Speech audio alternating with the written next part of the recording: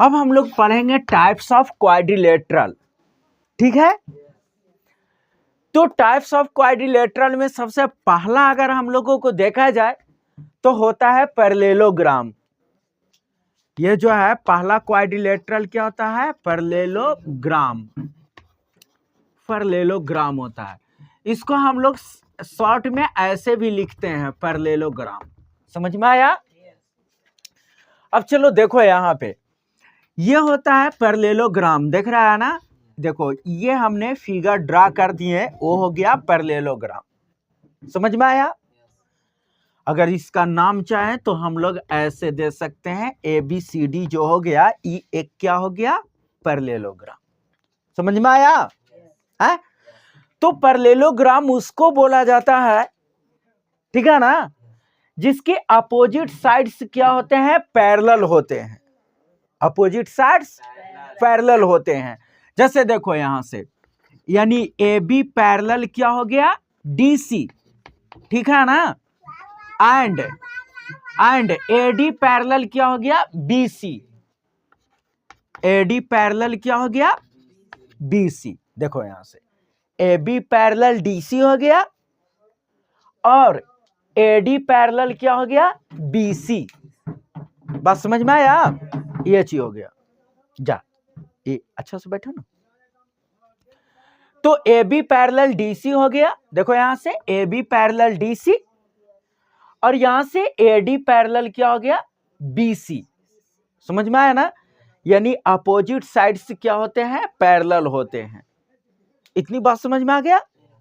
ये चीज और है। तो ये तो पहला चीज हो गया कि भाई पैरेललोग्राम किसको कहते हैं? तो अपोजिट साइड्स जो होते हैं वो क्या होते हैं? पैरेलल होते हैं। इतनी बात समझ में आया? अब इसका कुछ कुछ प्रॉपर्टीज होता है। प्रॉपर्टीज क्या होता है से देख लो। ये जो पैरेललोग्राम होता है उसके अपोजिट एंगल्स जो होते हैं ना वो इक्वल होते हैं। क्या होते हैं? इक्वल। यानी हम लोग कह सकते हैं एंगल A इक्वल टू क्या हो जाएगा? C और angle B equal to D हो जाएगा। एंगल B इक्वल टू क्या हो जाएगा? यहां से एंगल D हो गया। बस समझ में आया? ये पैरेललोग्राम का जो अपोजिट एंगल्स जो होते हैं ना वो क्या होते हैं? इक्वल होते हैं। Angle A equal to C है ना, और एंगल B इक्वल टू क्या हो गया? D। आगे बात समझ में? हाँ, ये चीज। सेकंड में और क्या होता है उसको भी देख लो कि देखो इसकी जो अपोजिट साइड्स होते हैं ना वो इक्वल होते हैं। अपोजिट एंगल्स ही इक्वल नहीं बल्कि उसकी अपोजिट साइड्स भी होते हैं, वो भी इक्वल होते हैं। वो भी क्या होते हैं? जैसे देखो AB इक्वल टू DC हो गया, AB इक्वल टू एंड, और देखो AD equal to BC, AD equal to, ये चीज समझ लेना। आ रहा है समझ में? हाँ, यानी अपोजिट एंगल्स इक्वल होते हैं, अपोजिट साइड्स भी क्या होते हैं? इक्वल होते हैं। इतनी बात समझ में आ गया? इसके बाद अगर हम लोग देखें और क्या होता है इसकी प्रॉपर्टीज वो देख लो, है ना? थर्ड में देख लो, ये देख रहा है इसको और इसको हम क्या बोले थे कि ये एडजेसेंट एंगल है ना? तो अगर तुम लोग को पहले भी इसमें पढ़ा होगा कि अगर दो पैरेलल लाइंस को एक ट्रांसवर्सल लाइन इंटरसेक्ट करता है तो सम ऑफ द इंटीरियर एंगल जो होता है, कॉन्स्टिट्यूटिव इंटीरियर एंगल क्या होता है? 180 डिग्री होता है। क्या होता है? 180 डिग्री। तो उसी प्रकार से यहां भी देख लो, ये जो पैरेललोग्राम का जो एडजेसेंट एंगल है ना उसका एडजेसेंट एंगल्स का सम भी 180 डिग्री होता है। यानी हम लोग कह सकते हैं कि angle A plus angle D equal to क्या हो जाएगा? 180 डिग्री। समझ में आया? Angle A plus angle B equal to क्या हो जाएगा? 180 डिग्री। क्या होगा? 180 डिग्री।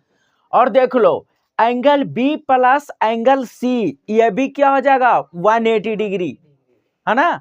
चलो यहाँ देखो, angle B plus angle C भी क्या हो जाएगा 180 डिग्री, और angle D plus angle C भी क्या हो जाएगा 180 डिग्री। समझ में आया? तो हम सिर्फ एक लिख दिए, एंगल ए और डी जो है ये दोनों का सम 180 डिग्री। बाकी तुम लोग को समझना है कि डी और प्लस सी भी करेंगे तो 180 डिग्री होगा, है ना, और एंगल बी और एंगल सी भी करेंगे तो क्या हो जाएगा 180 डिग्री होगा। इतनी बात समझ में आया? फोर्थ में देखो, है ना, हाँ, फोर्थ प्रॉपर्टीज क्या है? सो इसके डायगोनल एक दूसरे के इक्वल नहीं होते हैं। समझ में आया? यानी AC डायगोनल जो AC है वो इक्वल नहीं होगा किसके? BD का। समझ में आया ना? किसके? पैरेललोग्राम का। पैरेललोग्राम का डायगोनल्स इक्वल नहीं होते हैं, लेकिन पैरेललोग्राम की जो डायगोनल्स है वो जब इंटरसेक्ट करते हैं, मान लिया जाए कि डायगोनल्स जो है पॉइंट O पर इंटरसेक्ट कर रहा है। कहां पे कर रहा है? पॉइंट O पे अगर ये इंटरसेक्ट कर रहा है तो इसके डायगोनल्स एक दूसरे को, है ना, ये एक दूसरे को बाइसेक्ट करते हैं। इक्वल नहीं होता है, लेकिन वे एक दूसरे को बाइसेक्ट करते हैं। बाइसेक्ट कहने का मतलब AO equal to OC, OA equal to OC and OB equal to OD। OB equal to क्या हो गया? OD। ठीक है ना? यानी OA इक्वल टू OC हो जाएगा और OB इक्वल टू क्या हो जाएगा? OD। ठीक है ना? तो इसकी डायगोनल से एक दूसरे को क्या करते हैं? बाइसेक्ट करते हैं। बाइसेक्ट का मतलब टू इक्वल पार्ट्स में उसको क्या करते हैं? डिवाइड करते हैं। इतनी बात समझ में आया? है ना?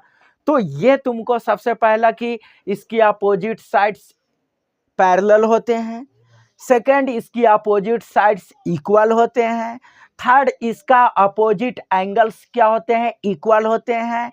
फिर इसके बाद हमने बताया कि इसकी कॉन्सेक्यूटिव इंटीरियर एंगल जो एडजेसेंट एंगल का सम जो होता है 180 डिग्री होता है। इसके बाद में हम बताएं कि इसकी जो डायगोनल्स है एक दूसरे को क्या करता है ना, वो बाइसेक्ट करता है। क्या करता है? बाइसेक्ट करता है। बात समझ में आया ना? ये चीज हो गया। ठीक है, तो